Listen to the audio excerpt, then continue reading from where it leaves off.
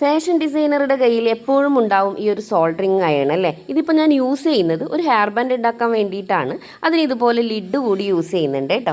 അപ്പോൾ നമ്മൾ ആദ്യം തന്നെ ചെയ്യേണ്ടത് ഏതെങ്കിലും ഒരു പ്രതലത്തിലേക്ക് ഒരു ടാപ്പ് ഒട്ടിച്ച് കൊടുക്കാം. ഏത് ടാപ്പായാലും കുഴപ്പമില്ല. അത് ഇതുപോലെ തിരിച്ച് വേണം ഒട്ടിച്ച് കൊടുക്കാൻ, അതായത് ഗ്ലൂ മുകളിൽ വരുന്ന വിധത്തിൽ. എന്നിട്ട് അതിൻ്റെ രണ്ട് സൈഡിലും ഇതുപോലെ ടാപ്പ് വെച്ച് നന്നായി ഒന്ന് ഒട്ടിച്ചെടുക്കാം. അപ്പോൾ ഗ്ലൂ വരുന്ന ഭാഗം മുകളിലേക്കാണ് കേട്ടോ നിൽക്കുന്നത്. ഇനി നമുക്ക് ഏത് സ്റ്റോണാണോ ഒട്ടിച്ച് കൊടുക്കേണ്ടത് ആ സ്റ്റോണിൻ്റെ നല്ല വശം ഈ ഒരു ടാപ്പിൻ്റെ മുകളിലേക്ക് വെച്ച് കൊടുക്കുക. ഗ്ലൂ മുകളിലായതുകൊണ്ട് തന്നെ നന്നായി അവിടെ ഒട്ടി നിൽക്കും കേട്ടോ. ഇനി ഒന്ന് ഇടത്തോട്ടും ഒന്ന് വലത്തോട്ടും വരുന്ന വിധത്തിൽ ചരിച്ച് വെച്ച് കൊടുക്കുക. നമുക്ക് സോൾഡറിങ് അയൺ ഒന്ന് പ്ലഗ് പോയിന്റിൽ കുത്തി നന്നായി ചൂടാവാൻ വേണ്ടി അനുവദിക്കുക. അങ്ങനെ ചൂടായി കഴിയുമ്പോൾ ഈ ലിഡ് മുട്ടുമ്പോൾ തന്നെ ലിഡ് നന്നായി മെൽട്ടായിട്ട് വരും. അപ്പോൾ അതുപോലെ ഇതാ നമ്മൾ ഈ ഒരു ജോയിൻ ചെയ്യേണ്ട ഭാഗത്ത് ഇതുപോലെ ഈ ലിഡും സോൾഡറിങ്ങും ഒന്ന് ടച്ച് ചെയ്ത് കൊടുത്താൽ മതി. ആ ഒരു സോൾഡറിങ് ഒരു ലിക്വിഡ് പരുവത്തിൽ നല്ല രീതിയിൽ അവിടെ ഒട്ടി വരും കേട്ടോ.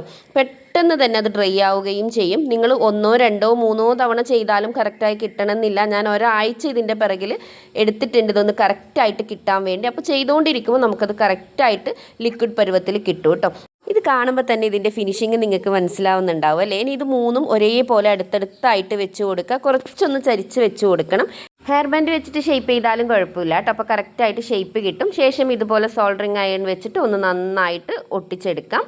പെട്ടെന്ന് ഡ്രൈ ആയി കിട്ടും കേട്ടോ. പക്ഷെ ചെറിയ ചൂടുണ്ടാവും. അത് പോയതിന് ശേഷം നമുക്ക് ഇതുപോലെ എടുത്തിട്ട് ഹെയർ ബാൻഡിൻ്റെ അടുത്ത് വെച്ച് കൊടുക്കാം. എന്നിട്ട് സോൾഡറിങ് അയൺ വെച്ചിട്ട് നേരത്തെ നമ്മൾ ചെയ്തതുപോലെ തന്നെ ഒന്ന് ഒട്ടിച്ചെടുക്കാം കേട്ടോ. എല്ലാ ഭാഗങ്ങളും ഇതുപോലെ വെച്ച് നന്നായി ഒന്ന് ഒട്ടിച്ചെടുക്കണം. ഇത് പെട്ടെന്നൊന്നും ഇളകിപ്പോയില്ല. നല്ല രീതിയിൽ തന്നെ അവിടെ അറ്റാച്ച്ഡ് ആയിട്ട് നിൽക്കും. സോൾഡറിങ് അയൺ നല്ല പോലെ ചൂടായിരിക്കണം, അത് പ്രത്യേകം ശ്രദ്ധിക്കാം. ഇനി നമ്മൾ ഇതൊരു ഫിനിഷിങ്ങിന് വേണ്ടിയിട്ട് ഇവിടെ ഇതാ എക്സ്ട്രാ ഒരു സ്റ്റോൺ കൂടി കൊടുക്കുന്നുണ്ട്. രണ്ട് സൈഡിലും കൊടുക്കുന്നുണ്ട് കേട്ടോ. ഒരു ഫിനിഷിങ് കിട്ടാൻ വേണ്ടിയിട്ടാണ്. ഇതൊക്കെ നിങ്ങളുടെ ഐഡിയ അനുസരിച്ച് നിങ്ങൾക്ക് ചെയ്തെടുക്കാം.